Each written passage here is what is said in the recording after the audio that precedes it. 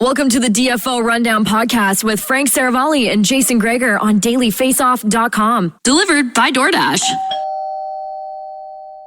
Welcome to episode 111 of the DFO Rundown. I'm Jason Gregor alongside Frank Seravalli. And what a night in the National Hockey League last night, Frank. We're 10 days from the trade deadline and there is stories all over the place. Where do we start? Oh, gee, I don't know. I do want to start.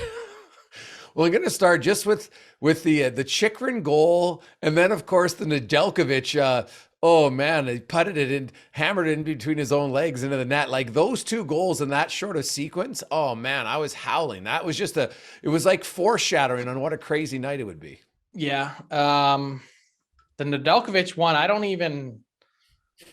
I can't begin to process what he was thinking. I don't know. Like I guess if you're going to take a swipe like that, wouldn't you make sure that your 5-hole is covered? I don't know. Well, the chances of that, and true story, Frank, as you will like this story. So I'll never forget the Ranch Golf and Country Club in Edmonton, just outside of Edmonton. My buddy Hutch, he's teeing off on the second hole. It's a par 5. He's a righty.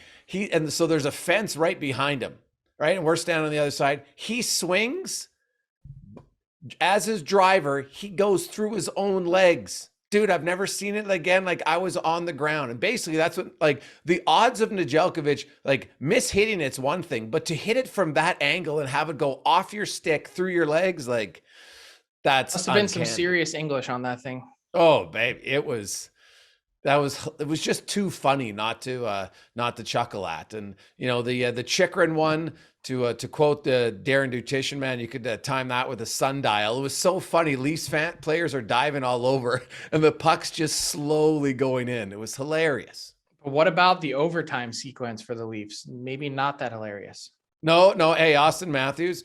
Well, it's interesting because we saw it in the Edmonton game on Ovechkin with Zach Hyman on an empty net and they didn't call the hookie. Now, you know, 2 games, 2 nights.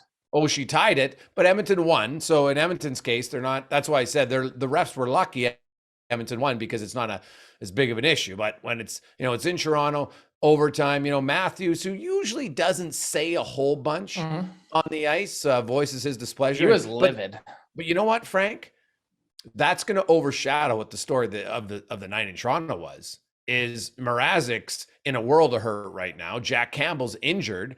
So what are they going to do? Are they going to go to an unheralded, are they suddenly going, they're going to maybe hope they can have their own Binnington storyline, or are they going to go out and acquire a goalie? I don't know how they wouldn't go out and acquire a goalie at this point. I mean, look, here's the other thing that I think we probably should start talking about, or at least thinking about, is when you see all these things add up, maybe the Leafs just do nothing. Because they Does realize that sound outrageous to you? That they're not going to, oof. I just don't know if they would have a mentality to say, you know what, I just don't think we can do it, so we're going to do nothing. I'd be surprised. But it's hard to get a goalie. Well, it's hard to get a goalie, but it's also, they don't have any cap space. The way they're playing this with Jake Muzzin, they don't have the flexibility to do anything that they want to do unless they are trading pieces off their roster. Right. Yeah. So hockey trade. I mentioned earlier this week that I think they're making a mistake in terms of how they're managing Muzzin. And you can't tell a healthy player to sit out, but they're still targeting like a month from now for him to come back and play. He's already skating. So what happens if you get to April 10th? Let's just to pick a date out of the hat. And Jake Muzzin, at that point, when he's expected to come back, says, oh, you know what? I'm not feeling so great. I'm still having headaches, discomfort. I mean, head injuries are so unpredictable. You could feel good this week, feel terrible the next. So you get through that, and then you've passed the trade deadline. You missed out on the opportunity to add someone with the LTIR space, and he's still maybe not back anyway for the regular season. I just look at what Tampa has done. I look at what Vegas has done, and I say, this is a legitimate injury. If you're the Leafs, don't you just say to Jake Muzzin, hey, we're really concerned about your head injuries, back-to-back concussions. Even when he came back after the first one, his play was no good. He was hesitating. There was serious hesitancy in his game. how do you not address it? And I guess the point being, if they're not going to address it and they're going to let Jake Muzzin come back, because I guess that's technically what you have to do, they can't do anything even if they want to.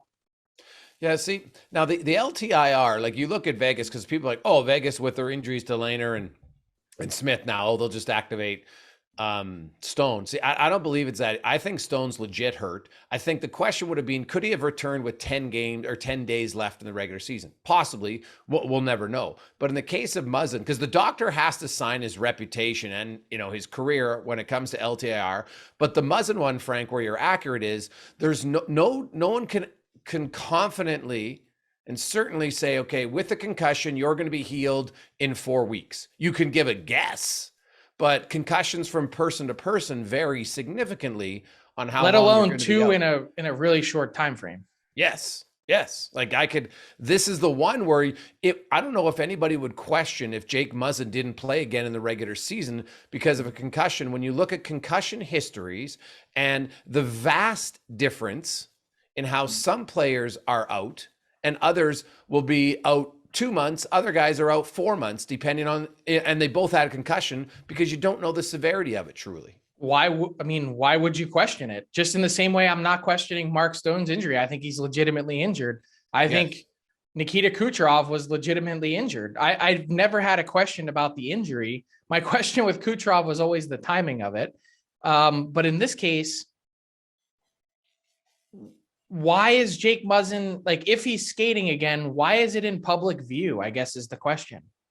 Not saying they should be off hiding it, but like, why not throw him on rink 8 at your practice facility way earlier than any cameras get there? All of a sudden cameras capture this path back. People are talking about it. The Leafs let everyone know that they're targeting somewhere around a month from now. And all of a sudden you're kind of put yourself in a spot where you're hooped if that's what you even wanted to do. Yeah, no, that's fair. I think now there is a big difference. A lot of guys can skate, like going on a leisurely skate. Doesn't mean they're close to playing, but sometimes we see them on the ice and we just assume. I've seen lots of guys in November start skating who don't return until the end of December, but because it's November, it's not considered as big of an issue. So, but you're right. I think there is, at times, you wonder, like, it's probably for the mental well-being of a guy like Jake Muzzin. He's got to get back on the ice. He wants to feel better. And even if he's just going for a leisurely stroll, because he's probably not pushing himself to any high limits, because that's normally where you'll have some symptoms of not feeling well. But it's one where Toronto, it's going to be fascinating to see what they do, Frank, because we talked about it a month ago, like what Kyle Dubas and the need for them to win at least a series, and it's going to be difficult because they got Tampa and Florida. I said at the start of the year, Toronto could have a great year and still technically lose because they're in a really tough division with those two teams. Well, that's my point about maybe they just do nothing. Like, is that an outrageous idea to you? Because they could make all the right moves. They could trade for a goalie. They could, put Jake Muzzin on LTIR. They could find a defenseman to add to their group. They could maybe improve themselves on the wing, and they could still just as easily lose. No, I'll say this though, man, they can score goals right now. They are scoring for fun. The problem is they're giving up goals for fun. So it's that's the fifth straight game that the Leafs have given up 4 or more. Yeah. Oh, it's 80. It's old school hockey as a fan of offense. Good luck for a team that has historical scoring woes in the playoffs to think that they can outrun it. Oh, yeah, no, it's valid to question it. There's I don't think there's anybody doubting that. It's not looking good, but luckily for them, playoffs start May 1st, not March 12th, and they're going to have to try to figure it out. But so who's facing more pressure, the Leafs or the Golden Knights? Well, I have to think it's the Leafs because like their management, they haven't won anything. Vegas has overexceeded, and I know it's 5 years, and people say, "Well, now they're fans." Like they booed them for the first time, and I was like, "Well, now Vegas fans are real NHL fans because they've had a little bit of heartache in the regular season. And I haven't had none ever in franchise history, which is amazing to say. So I'd still say it's Toronto. Whereas I'll say this though, Frank, I think Vegas, because they feel like they want to win, and Kelly McCrimmon's highly aggressive. I think there might be more like he'll make a bigger splash and maybe make a move like just because he's like, we got to win, and he'll go after it, even though I think there's probably more pressure on the management team in Toronto because they haven't had the success that Vegas has had. See, I don't know. I actually wonder if there's more in Vegas. Like, they've created this expectation now of Stanley Cup or bust. And by the way, everyone looks toward long-term, what happens if the Leafs don't win a series? What happens in Vegas? They got to be cap compliant next year. Yeah. Oh, they'll be trading. This is off. really their only kick at the can with this group, this roster, using this exception. You don't get a redo on it. You can't start the year like that. Yeah, no, it's fair. All right. Like, well, Smith would be off the books, I would assume, next year as a UFA. And they got the thing about Vegas is the difference between Vegas and Toronto is when I look at Toronto's core pieces, they're young. Vegas's core pieces, Frank, are a lot of guys who start with a 3. So doesn't that increase the pressure a little bit? Yeah, but the organization, I think they'll like. I guess my pressure was the pressure in Vegas. I don't see someone losing their job potentially if they don't win.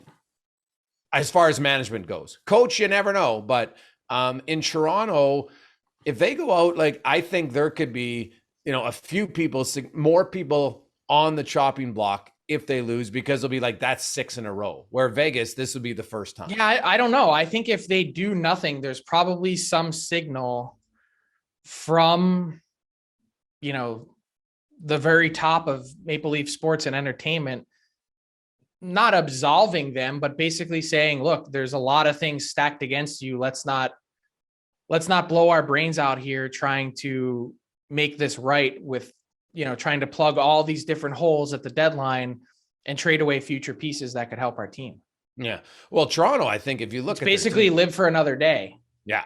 I think though, if you look at Toronto's team, and it's hard because which goalie can you realistically get? But if they could get a goalie who's just consistent, like, keep in mind, Jack Campbell since December 1st, excuse me, has not been good, right? So if they could get a goaltender who's just like 9-10, Frank, that would make a big difference for them. And I don't know what the cost, how high it would be.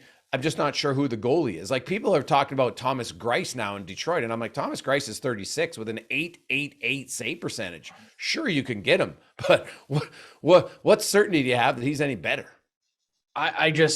They're facing the same situation now that the Oilers have for months. Who's your difference maker? Who's your guaranteed?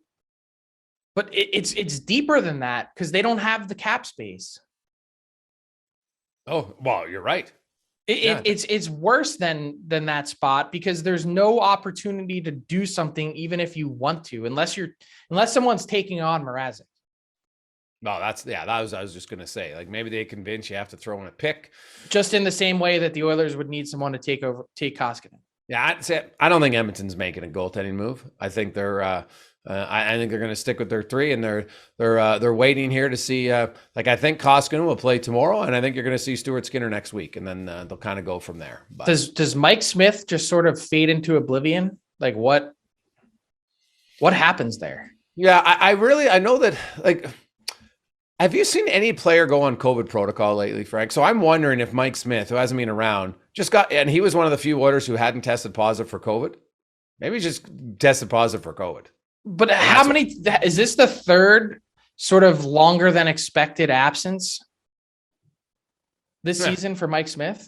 Yeah, because you say you have the flu bug, right? Or you say he's sick and an illness, and technically you can be. But the thing about Smith this time, he's on the roster, right? He's still on the roster. He's not on IR. He's not on LTIR.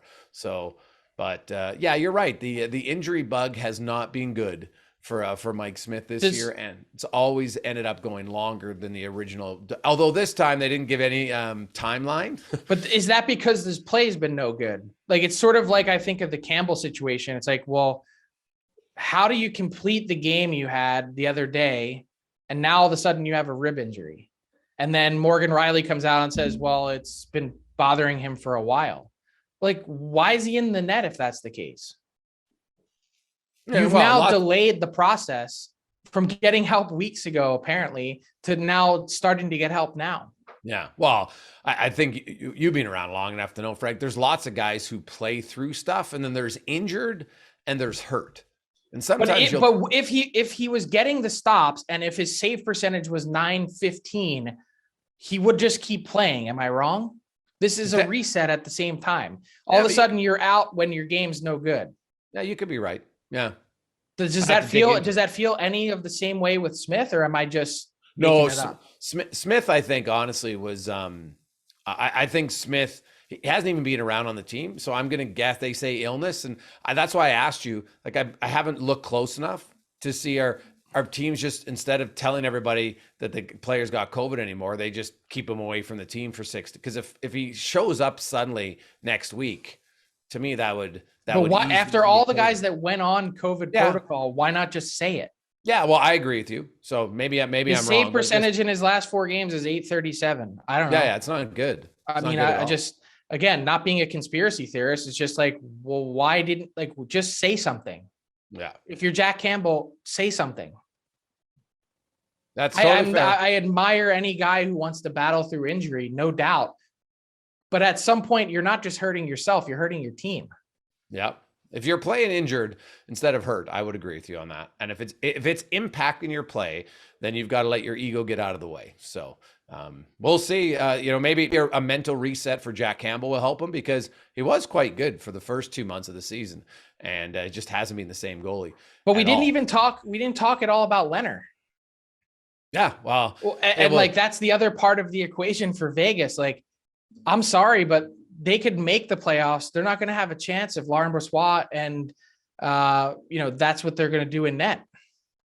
Oh, no. Well, there's another team. I mentioned it when you first reported about his labrum. I said, add Vegas to the list of a team that will be in the goalie hunt, because if Robin Lehner can't be consistent, you can't, I don't believe you can go into the playoffs with Laurent Brossoit and a raw rookie with 3 NHL games. Thompson. Well, this time now, I don't know if you saw the tweet from Sin Bin Vegas overnight. Not only Riley Smith, but Lehner's on crutches. So he's gone back to Vegas. He's gone back to Vegas. I believe this is a groin issue. Again, not a doctor, and I don't play one on TV. I think they're waiting for more imaging to understand exactly the severity of it. Well, you know what? If you have a labrum that's a little bit banged up, and now you got a groin that's a little bit banged up, Frank, I would say it's time to just get both repaired. Yeah, I think you'd have to look at another goalie like Vegas. And hey, the other thing we haven't touched on is, and some people hated it, some people, you know what? And I want to preface, I think the NHL needs more villains. I like some animosity. Vegas and Buffalo, there's only going to be 1 game in Buffalo a year now when Vegas goes there. And I'm telling you, Frank, it will be one of the loudest games. The Buffalo fans, Jack Eichel, you know what? Jack Eichel, for people who didn't hear the quote, basically said, man, that's the loudest it's ever been in 7 years that I was here. Now, we know that's not 100% true, because there's been games in the odd where it's pretty loud. But to say that, it just infuriates the Sabres fans. Now he's, villain number 1 even more. I think it's awesome. The NHL is so bland at times. That's not a derogatory statement to anybody, but it puts fuel on the fire to arrive. True. Well, but to say it's not that loud, like it's not that derogatory, because you take a step back and say, well, of course it's been loud here before, right? And he's basically saying, yeah, the team never won, but yeah, you were one of the main players in the team that never won. So you're kind of chirping yourself. But I like the fact that he was salty after the game. He's pissed off. They lose, and Buffalo kind of dominates. The 2 guys he gets traded for, they both score a goal in the game. Like, it's only once a year, Frank, but you watch next year when Buffalo's schedule comes out, Sabre fans, the first thing they're going to be looking for, when does Vegas come to Buffalo? And that's what you want. I have no issue with it, but to say that it's not derogatory towards anyone, it's a shot right at Sabre fans. Yeah, but how much of it, derogatory to me is is it that derogatory? No, but it's basically saying you haven't cared, you don't care, and you only care because you're here to make fun of me. Yeah, great. That's the whole point. Again, I have no issue with it, but it's a shot at a fan base that I can't blame them, has been really apathetic the last handful of years because there's been no success. It's one of the great fan bases in the NHL. I think the league is better for it when the Sabres are interesting and their fan base is tied into it, because it's such a great place to watch a game. But it's been a dark hole for a long, they've been having 5,000, 7,000, 8,000 a night for stretches this season. That's been no good. Now, I think Jack Eichel had less frustration with Buffalo and the reception he got compared to the fact that, as you said, they lost a critical game as their season is now slipping away. And to your point, the guys that were traded for him scored. Yeah. And that's awesome. So it's frustration from the loss, not necessarily the environment. That's my read on it. And I would agree with that. And that's why I love the fact that now, Sabre fans, right, you need something to unify a fan base at times. And when you have nothing else to cheer for, this is all you have. 100%. And so I'll tell you right now, that game is going to be sold out next year. Mark my words right now. The Buffalo Sabres they should be sending Jack Eichel chocolates and flowers to say thank you, because that game next year is going to be one of the loudest games. It's going to be the ticket to want to get, because people sometimes just to want to vent their frustrations. There are going to be signs of, going to be, it's like Ben Simmons. Awesome. I don't know if you saw coming back to Philly last night with the Nets, people were lined up at his hotel to boo him getting on the bus. Some guy was walking around. It's one of the great clips I've seen on social media. I love Philadelphia. It's the best thing ever. When some guy was selling shirts after the game and had Ben Simmons' head on a penis, and it said "Ultimate Dickhead." Oh. And then some guy walks up to him and is like, "Hey, do you have a kid small?" Who is buying that shirt for their kid? Do you have a kid small? It's one of the best clips ever. Oh my gosh, that is awesome. And so see that I love it. Now I think at times we at the end of the day, Jack Eichel saying, "Oh, the fans aren't really loud." It's a little, that's what a good chirp is. It's a good chirp because it's got a semblance of truth to it. And so now the fan base can say, "Oh yeah, Jack, well, screw you. And we're going to show you every time you come now how loud we can be." And that's awesome. That's what you want. And the other thing is, for the Sabres, trust me, they, the players, Tuck and them, they're proud. Tuck was actually kind of excited to go to Buffalo because that's where he's from. They want to turn their organization around because, as you said, Frank, it's been a dumpster fire for a long time. They've had no success. I like that team because they scrap. They actually try. Yeah, I give Granato a lot of credit, man. That team does not quit on. Their coach has them. They give you the best. They don't have a lot, but they give you the best of what they have most nights. And that says something. Because if you could actually get the talent, I hope that he can hang on long enough to be able to enjoy the other end of it. And you know what? The other thing, Frank, is the goaltending. We're 10 days away from trades, and you've talked to a lot of people. I've talked to a few. Everybody says it's still quiet. I still think it's going to heat up here in the final 72 hours. The Florida Panthers are looking like a juggernaut to me. The Washington Capitals are healthy. I'm still not Samsonov's game in Edmonton. I know they lost, but he was unreal in that game. That game, Edmonton could have blown him out. He was fantastic in net. I'm very curious. The Pittsburgh Penguins play Vegas tonight. There's so many teams in the East now. We all know who's in, but I'm curious who's going to make the move. Toronto, we know they'd like to maybe add a goalie, but the other 7 teams, I still think Carolina is just they're in the weeds, right? They're waiting, they're looking through. As Don Waddell, and you saw the quote, the young girls hockey team. Who are you going to trade? I love that. That little girl, we should be sending her some hockey cards or something, because that was awesome. Don's reaction was just, whoa, shut the tape off. Hilarious. That, trust me, fans in Carolina are like, "Hey, Don, we didn't do anything last year. What are we doing this year?" No cap space. Yeah. I got to get creative. Got to trade someone. Yeah. Well, they got lots of tradable players. Don't have a first round pick. Yeah. They got lots of tradable players, Frank. I agree. But, are you moving Vincent Trocheck? Probably not. You need your 2C. Are you trading Nino Niederreiter? Probably not. Another UFA. I've heard conversations about Brady Shea going back months, but I don't think they're recent. I think he's been pretty good this year. He has been. Where you tell me who they're going to pluck off? Well, the thing about, and I've always said this about Carolina, is I find that their forward group is a lot of the same players. They're very skilled, but they have a lot of similar type guys. And they have so much depth that I think you could, if you had to in a trade, you're trading to tweak something, that you could look and say, hey, you know what? Here's a player that, like Koskinen, obviously you're not moving because no one's going to take, but they're close to re-signing him to a long-term extension. Oh yeah. So what, I mean, you're definitely not trading him. I wonder, honestly, Frank, if Jesper Fast, for instance, is that, he's got a year left in his contract. He's a $2 million player. He's a good player, but I think you could trade Jesper Fast when you consider, okay, we're re-signing Kotkaniemi. You got Svechnikov and Aho, and you got Nekesh, and who does need a contract. That's the interesting one there. You mentioned, are they bringing? I don't think both Niederreiter and Trocheck are coming back. One of them is going to walk as a free agent, so that'll free up. It feels like Kotkaniemi is going to slide into Trocheck's role next season. Yeah, I think if you were looking to change things up, you could trade Fat. I think that's the guy you could trade. How good is Seth Jarvis, by the way? Oh, very skilled player, man. I watch him lots in Portland. Highly skilled guy. I just love that they're able to add a guy like him at a young age and just, hey, go ahead, rip off 20 goals this year. I don't know. They've drafted well. They've got prospects to trade.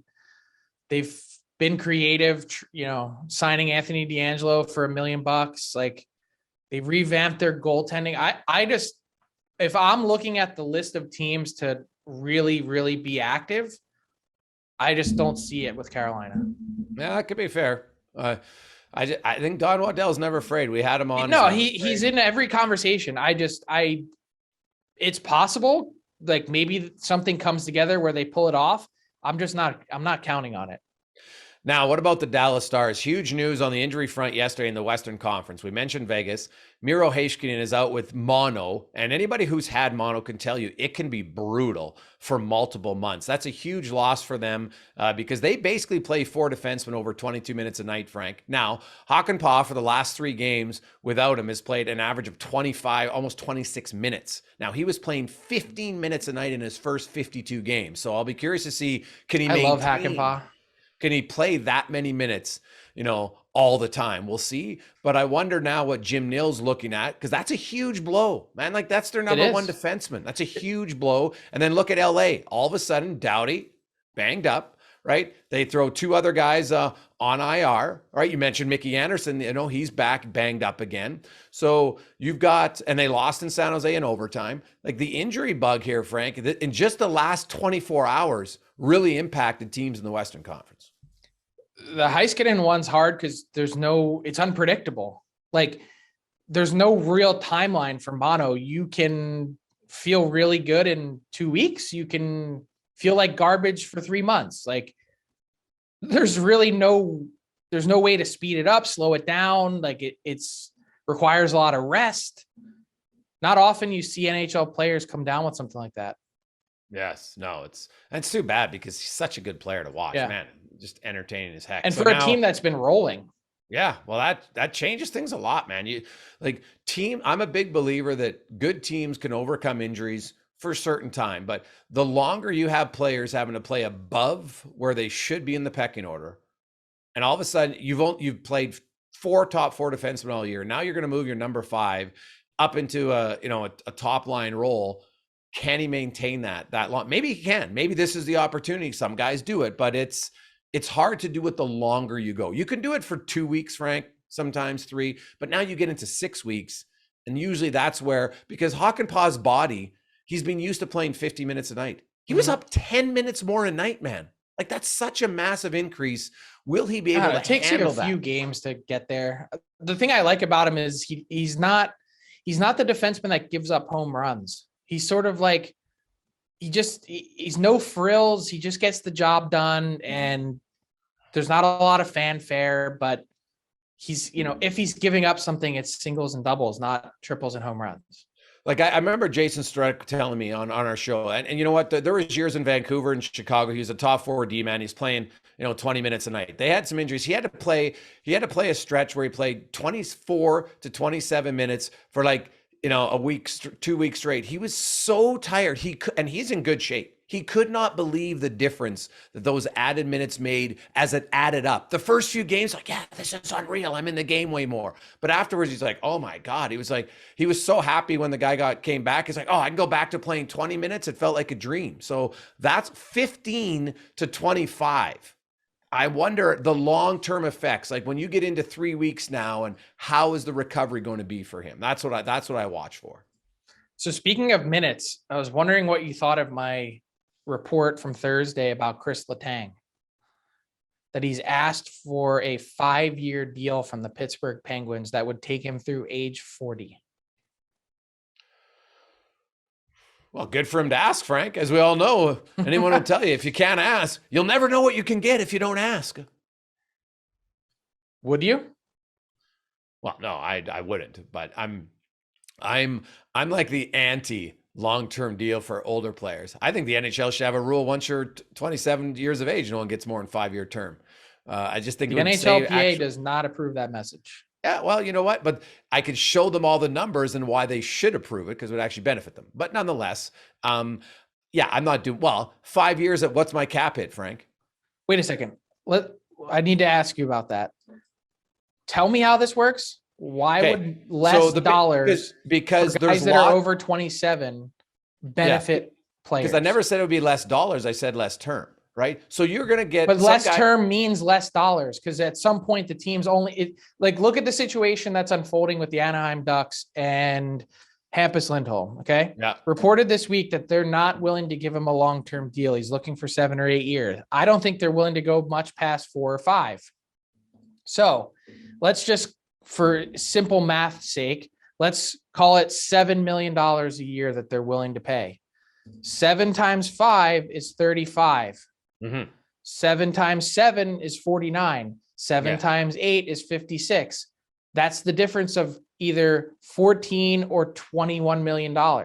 Yeah. How is it that players would get more money? Okay. So or the same money? If Hampus Lindholm is that good, right? Because I look at, there's 2 ways I compared it. I went to the NBA. Their star play, they have 5-year term, right? The big players are still going to get paid because they're good. Now, if your play drops off, then you're going to lose a little bit of money. But where it's hurting in the NHL is you've got a lot of cap space, Frank, that is being taken up by players who aren't even in the NHL because they're on buyout contracts. And that's where you lose the money. And that becomes a bigger issue. Guys have been sitting in the minors now. And you have lots of cap lose space. The money how, though? At the end of the day, that player not an individual. I'm talking the collective group. So it impacts other players. That's not how the union would vote, because they're talking about what ends up in my pocket, not how minuscule does the 50-50 pie split change. Okay. Here's based the other on thing, Frank. Money that's outside the system. Look at the percentage of players,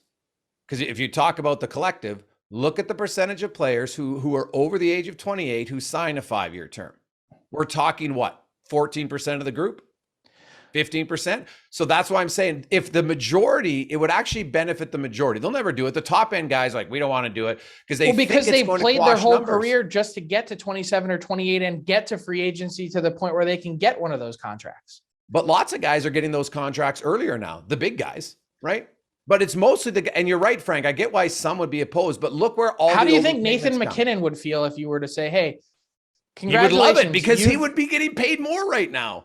His long-term deal is what screwed him.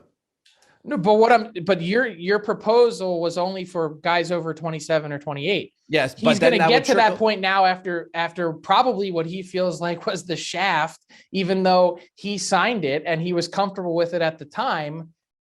And then you're going to now turn around and say, hey, congratulations, you just played through that deal to make it to this point to now say you've got a 5-term limit. Yeah, but Nathan McKinnon is the outlier here, right? For the most part, there's very few guys who are over exceeding the contract like he did. But how many guys, when they're getting to 27, Johnny Gaudreau, like every year, there's guys that hit this age that need an extension. Hampus Lindholm, whether they make it to market or not, to say you're going to have a 5-year term, they're never going to go for it. Well, I agree that they won't, but the reality is, Johnny Gaudreau, like I always use Nick Lidstrom as my prime example, Frank. Nick Lidstrom was the best defenseman, arguably the best player. Go look at how many long-term contracts he signed. Because when you're that good, you'll still get paid. Because like the best players should be that confident in themselves that they don't have to worry about, I need to get overpaid because I'm going to suck in the last few years of the That's contract. not the worry, I don't think. The worry is that you're going to get hurt and blow your knee out and that you won't have the opportunity to sign those contracts later. It's easy to say Nick Lidstrom, but by that point, he was already in the twilight of his career. When the salary cap came around, he was already in a 35 and over contract and had banked all that money from years and years and years of playing with the Detroit Red Wings pre-salary cap, which spent out the arse. Oh yeah, but even look at he made $42 million just in the last 6 years of his career. He probably made 80 before that. I'm just guessing. I don't know. No, I can go look at, he actually, even before the lockout, he was signing short-term deals. But the other, Frank, I can show you the numbers again on name the last player, because that does get brought up lots. What if I get injured? Well, we can show the numbers on the elite players. How many guys suffer a career-ending injury when they sign at 31? It's rare, right? Like, sure, some happen, but it's low again. So that was a gigantic diversion, which I enjoyed.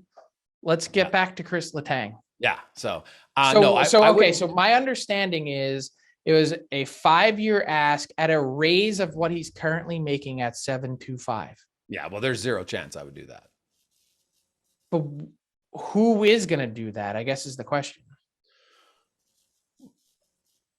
No, I don't think anybody would sign him to 5-year term at $7.5 million. Right. I would be quite surprised at that. Again, though, hey, the defense salary went up last year, so who knows? Maybe I'm wrong. But now Kris Letang has had an unreal season. So he's had an unreal decade. Yeah. So I get why he's asking for it. I totally understand it. Right. And I've always said, hey, you can ask. And I would always ask for what I want to get, because he's like, hey, if I can get 5 years at this, unreal. You ask for that. Now they'll negotiate. I would love to see when his contract is signed, what he gets, right? Because I think he can get a Joe Pavelski 3 years at 7.5. I think Joe Pavelski could be the recent example that Kris Letang could use and say, hey, look what Pavelski did, and he maintained it, and he was $7 million. I think Pavelski might get a raise. I play more minutes. Yeah. Well, Pavelski might now. You're right. Right. So, which is a prime sounds example, much more Frank. Reasonable than 5. Yeah. But you know what? Think about it now, right? You signed Joe Pavelski for 3 years at $7 million. If that would have been a 5-year contract for $7 million, people would have said, oh my God, that is a big risk. But now Joe Pavelski did it for 3. He's probably going to get another 2 or 3 year deal for 3. And it's the same amount of money, maybe even slightly higher. Are you changing your tune? Would you do it? No, I wouldn't do it for 5. I would do it for 3, same as Pavelski, because I think that's the precedent. Who would be the last? Has there been a precedent contract that I could look and say, okay, here's a guy, similar skill, because Kris Letang's elite player. And I'm always willing to look at elite players longer than I would any other player, because it's the middle of the road guys, Frank, in free agency that screw you. Johnny Gaudreau, if he signed a 7-year deal, I would not be that concerned about him not living up to it, because Johnny Gaudreau is in the elite category of players. It's the guys like Oposo and Skinner and Lucic and those type of players, the long-term contracts, that's what they hurt the league. But in the case of Letang, who's an elite defenseman, if I could find a precedent that said, hey, there's a few other guys who've done it, sure, but they haven't. So I would realistically say, hey, Kris, here's 3 years Pavelski. We're willing to go 7.5, which is even more. I think that would be a very fair deal. And Kris, if you're still good, trust me, we want you in Pittsburgh, but a 5-year deal is just too big of a risk. Is it? I'm not advocating one way or the other, but my whole thinking is like, what way do you want to go as a franchise? And I guess how these playoffs go, like if they lose in the first round again, you're just like, okay, we're not. But their team has been really competitive. And the only way they remain competitive is if they keep Letang, I think, because like their back end gets super thin in a hurry. And if you're Kris Letang, like your whole career has been in Pittsburgh, you have unreal success there. So let's say Pittsburgh offers you 3 at 7.5, Frank, and you're like, you know what? I'm not taking. Well, what if the only better offer is 4 at 7.5 in an organization that you truly don't know? because until you're in it. What are the odds the Penguins are going to be good for 5 years? That's my question. Would you even want to be there in the last couple? Valid point. Sidney Crosby only has 3 left.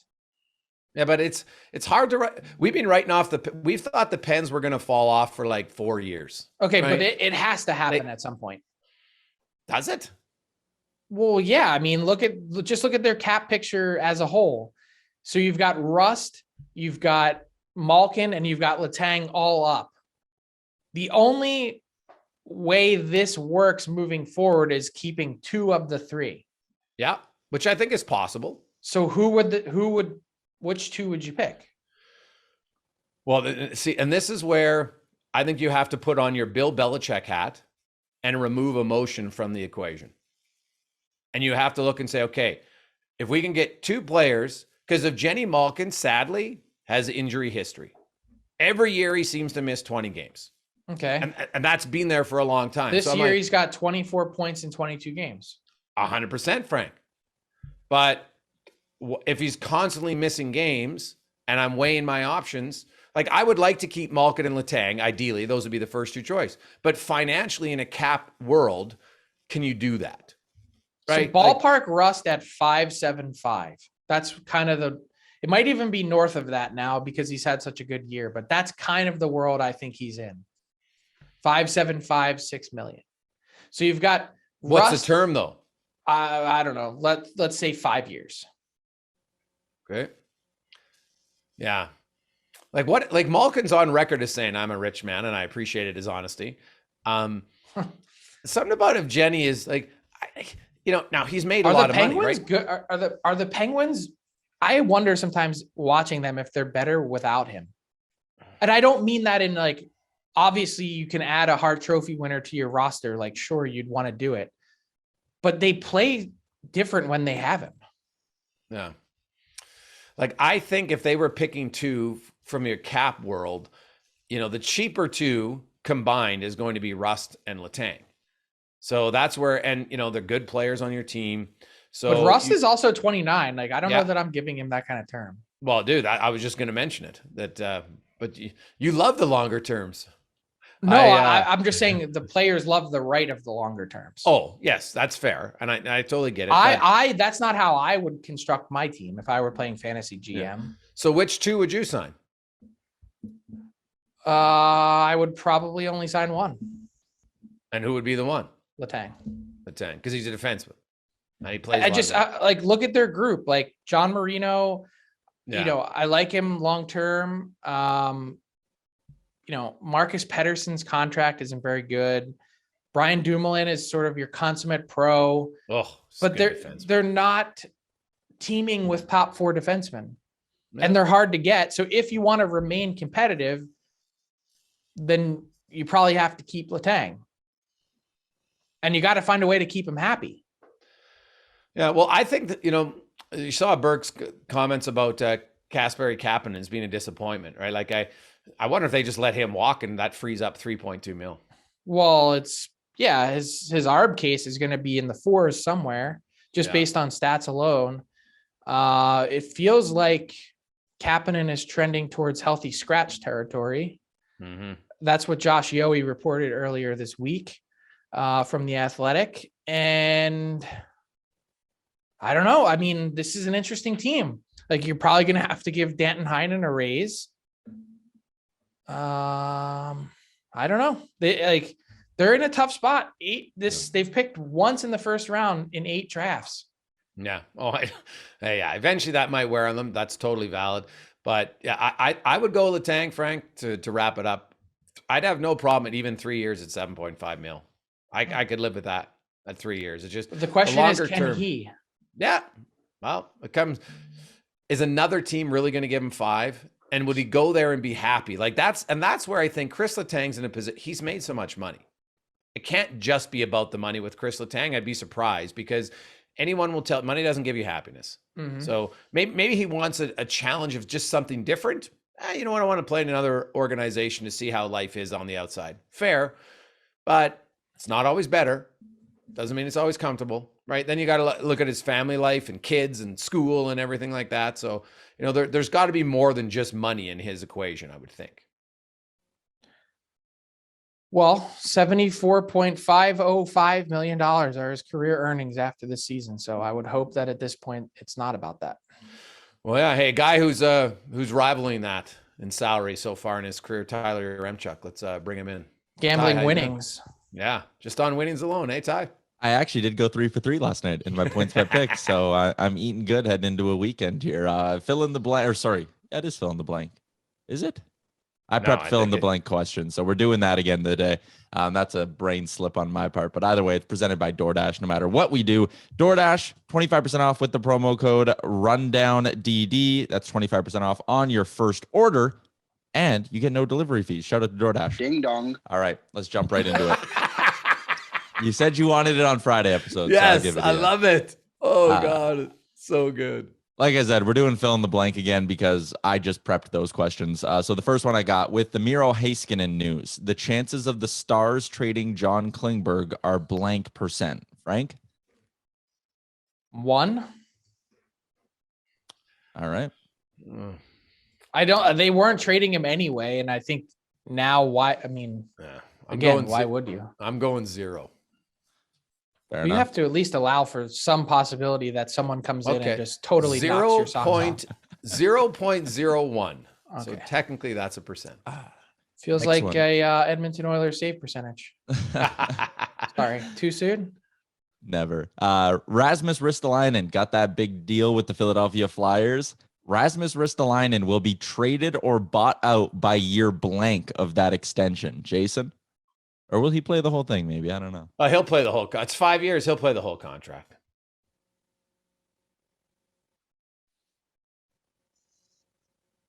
I don't know if he'll play the whole contract.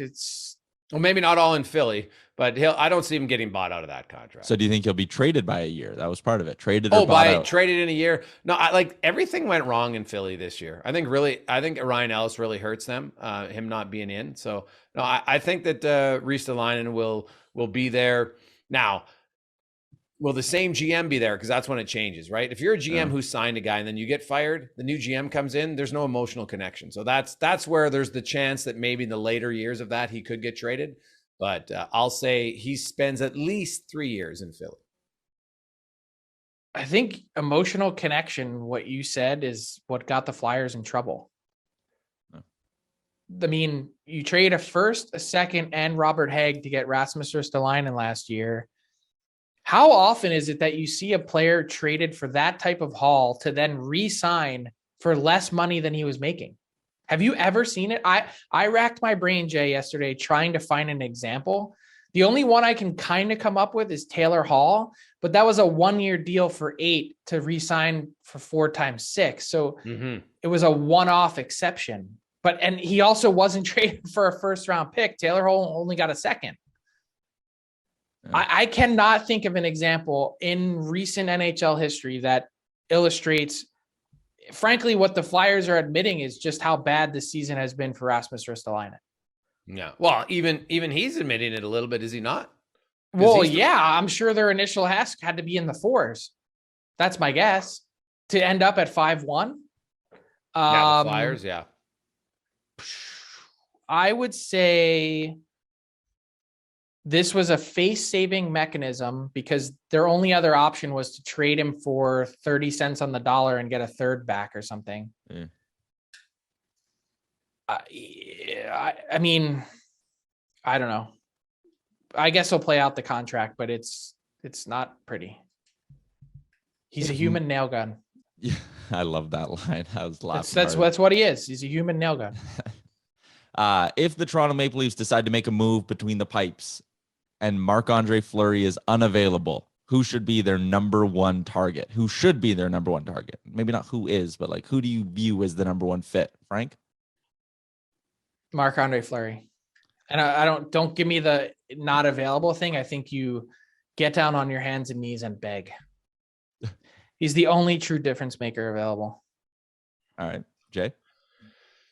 Well, yeah, it's hard to argue with that. So The only other option I think that would make sense, that could be a legit upgrade, is Varlamov. But he's got term. He's got 1 year. It's $5 million. So obviously you'd have to include Mrazek going the other way and shed some other salary to make it work. But that's the other goalie who I see is a distinct, legit, better option than what they have. Can I ask a dumb question?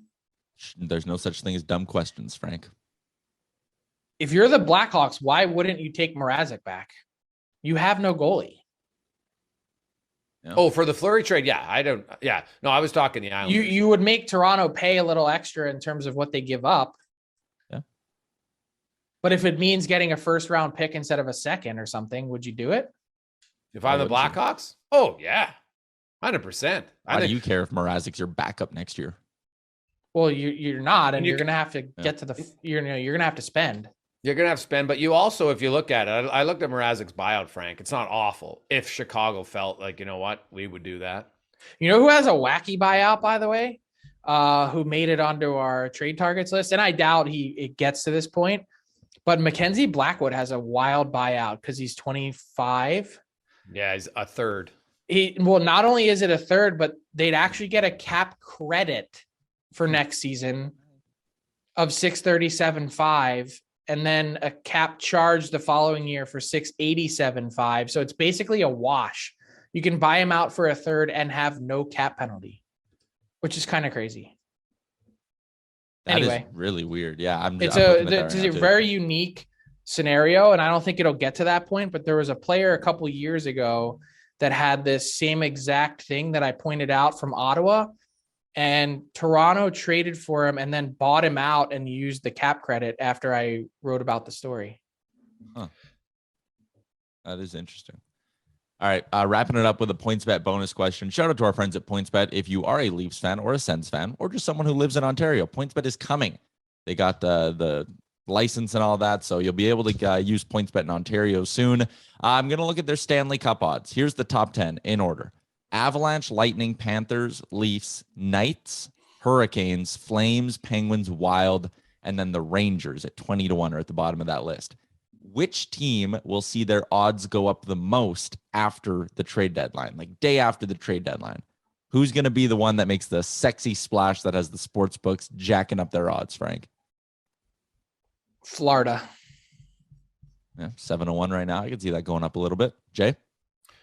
Well, I think Calgary, because they're too low right now. So they're going to go up because some of those other teams are going to go down, and Calgary will go up. They'll just continue to win. I'm not sure they'll make a monumental move, but they're second best team right now in the West. So I think they're way too low, to be honest. You got too many East teams altogether. That doesn't make any sense to me. But we're talking like who's going to make such a splash that it changes the odds at 3:00 on March 21st. Maybe it is the Flames. Maybe they maybe they add another piece. Nah, they're going to add a defenseman, I think, but they don't have their dollars in, dollars out. They're not in LTIR. They have no space. Yeah, but I'll still go with the Flames because I think they're undervalued, right? And I think they're rated lower and they're going to go up. All right, there you go. That's a wrap on another edition of what was supposed to be buy or sell, but ended up being fill in the blank, brought to you by our friends at DoorDash. Ding dong. So good. Oh, God. Now, Frank, I was quickly looking up Rasmus Ristolainen's numbers, and I'm comparing him to all the other like Sanheim, Provorov, Braun, and Ristolainen, because those are the top 4D. They all played similar minutes. When you look at Ristolainen, he played 950 games, and Sanheim played 1,050 in 5 more games. So they're averaging about the same. If you look at their Corsi fours are all between 46 and 48. Their Fenwick is 46 to 48, and Ristolainen's 47.9. Their shots for percentage, they're all 47 except Sanheim, who's a 48. Their goals for percentage, Ristolainen's is at 46, Sanheim's at 50. Their expected goals, he's second best amongst their top 4. So when I'm looking at people, Ristolainen's so terrible. When I look at his numbers, that whole defense core is basically even. Right? Like we're talking 1 or 2 different percent from 46, 47, 48. So when I look at it, I think sometimes the expectations on who Ristolainen is high, but at a $5 million cap hit, I'm not sure at 5 years it's that egregious, really. Like I know, because his numbers analytically, and I was from Natural Stat Trick, aren't that so far gone compared to the other top 4 guys in Philly. They all seem to be collectively struggling, which is why I think that mirrors how that team's been this year. I think if this were to happen in a vacuum, if the Flyers were to have just signed Rasmus Ristolainen as a free agent, let's pretend he's in Buffalo and they signed him this coming July to that contract, I don't think anyone would say anything. Yeah. You'd be like, oh, well, maybe, like, I guess you could make, you know what I mean? Like, it's sort of in the realm of, okay, that makes sense. Sort of. Yeah. But this is after trading for a first, a second, and another player that's now going to get flipped at the deadline. So you're saying but they signed him for less. It's because they doubled down after then having a horrendous season.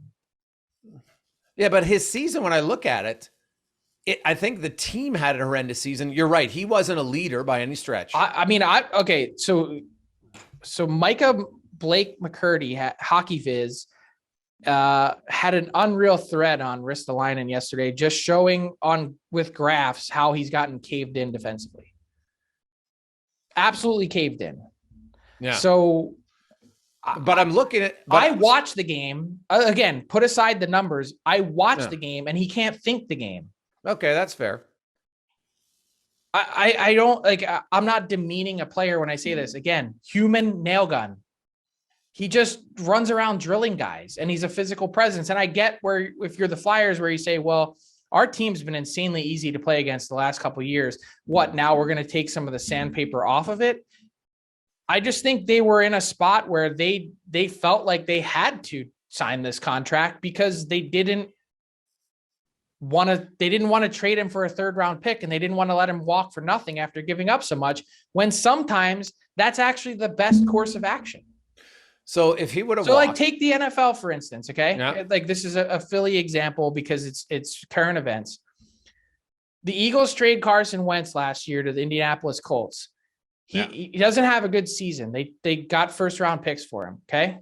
Yeah. The Colts say, this guy is no good. We're now trading him to the Washington Commanders for 2/3. Right. They sold for 40 cents on the dollar. Mm-hmm. Sometimes that's just the best play. So you're saying the Flyers should have just traded him for whatever, second and started over? That's personally what I would have done, just watching him play. But again, I'm not a manager, and I'm like, this is not my team. That's pretty much how in unison the fan base feels. And then if he goes to, let's say that happened, and the team that acquired him, whatever, they don't sign, or they sign him, do you think his contract would have really looked at it? Because he's probably like a number 4 defenseman? Probably. Maybe a number 3 if he plays his best. On a good team, he's a 3rd pair guy. Okay. Yeah, well, that's fair. Hey, there's lots of those guys. I totally agree with you on that one. So the Flyers, maybe they think if they can play him with more of a puck mover, that that can limit his ability to be the more than just a, what do you call him, a human nail gun? Yeah, well, it's a kind of an awesome nickname, or awesome way to be. Yeah, buddy, call him the nail gun. I'll tell you, hey, the shin pad assassin is. I've had 3 nicknames of guys that I really like. The shin pad assassin is what I called Andre Sekera, because for the longest time in Edmonton, man, he could find any opposing forward shin pads better than anyone. He couldn't get shots through. Eric Belanger, I called him the Belanger triangle because the offense disappeared when he came to Edmonton. It was crazy. And then Pronger was the human rake, because he was tall and with his chiclets. And Kris has such a good sense of humor, because people always thought he'd be upset about that. Well, he did a bumper that said, hey, this is Kris Pronger, a.k.a. the human rake, and you're listening to the Gregor Show. It's still one of the greatest ones. So awesome. Good nicknames, Frank. Go with the human nail gun, buddy. You gotta sell it yourself. I like it. Yeah, well, there you go. Yeah. Get people in Philly. Right? Get people in Phil. They'll be all over that. You can ask the guy, Frank. They're too busy crying into their beer with this contract. Yeah, but you know what? Just ask the guy who bought his kid the Ben Simmons child T-shirt. God, the kid's small. Hey, do you have a kid small? He's like, no, only a medium. He will definitely. It's one of the best ever. You could get the human nail gun T-shirt made. I guarantee you it would sell. Guarantee it. So good. Yeah. Frank, have yourself a good weekend. So do you think there'll be a trade before Monday's pod? At the beginning of the week, I would have said yes. I'm not so certain now. Okay. But there's a lot of injuries that have popped up, so maybe. Yes. This will be fun, man. The next 10 days, teams, there's still some in the hunt. And don't look now, Frank, but the Vancouver Canucks, they win tonight and Vegas loses, which is very likely in Pittsburgh with all their injuries. Suddenly the Canucks would be on pace 1 point behind Vegas. Now, Edmonton's in that race as well. But the Canucks have put themselves at least in the conversation of the playoff race. Thanks for listening to the DFO Rundown with Seravalli and Gregor. Keep it locked on dailyfaceoff.com and subscribe wherever you get your podcasts from to never miss an episode. Delivered by DoorDash.